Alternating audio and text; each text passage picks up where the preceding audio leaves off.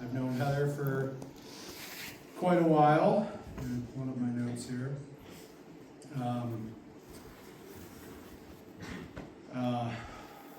Tough.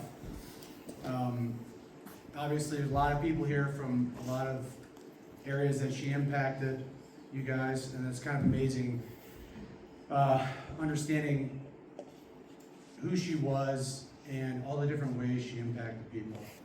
It was pretty incredible. And I'll give you guys, some of you know and some of you don't, but one that the main relationship I had with Heather was through softball. And that was an important part of her life and mine too, and together we shared that.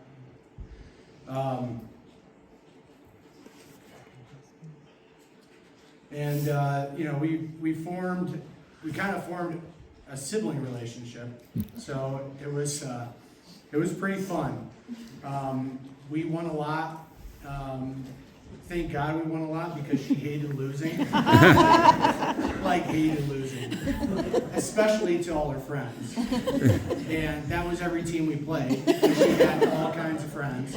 So you could definitely see it on her face. If we would lose one, it would tear her up for a few days.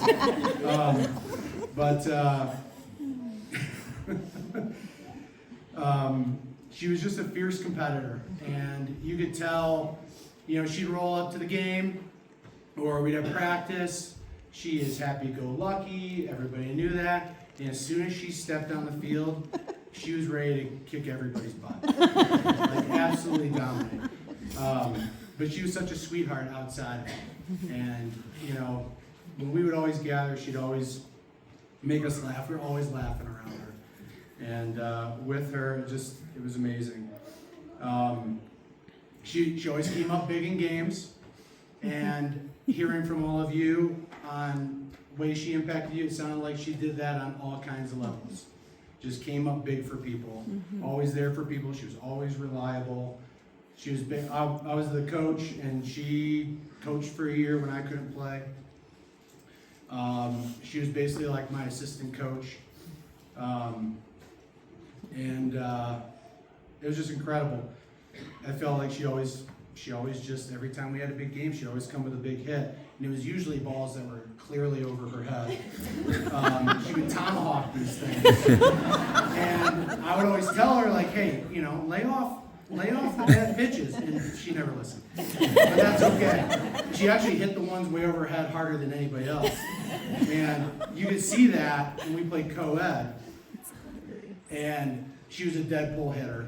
And she would hit down the third base line. And every time she came up, everybody would back up a little bit. Because she would knock your head off with the ball if you weren't careful. And, it kind of reminds me of the movie League of Her Own, which I knew she loved. And, lay off the high ones. But I like the high ones.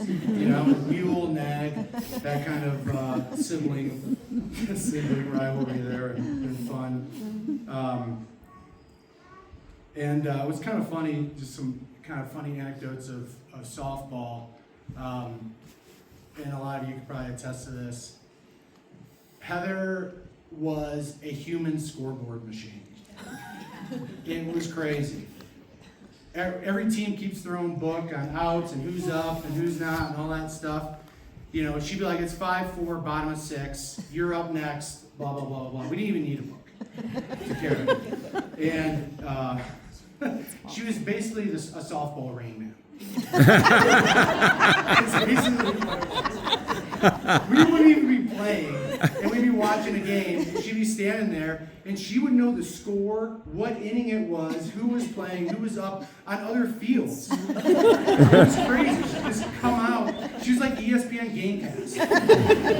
It was nuts. And we would always tease her about it and stuff, but she's like, what? I gotta know the score. We gotta know who we're playing, when we're playing, what the score is. So we always got a kick out of that. And she was also my bullhorn for the games. So, if Crooks was up, if you're up to bat, I would say, Crooks, and then you'd hear Heather, Crooks! And Crooks, oh, I gotta go up there. So she was always aware.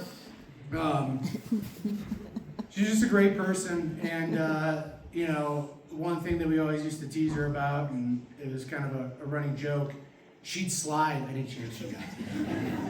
I mean, she'd be safe, clearly safe, she'd stand up, she'd slide. Girls, I don't know how many leggings she went through over the years. I mean, it's got to be in the double digits. Got to be. And I was going to leave you with one thing. Our team was, you know, chatting after the accident and everything. And I feel like when Heather was going to heaven,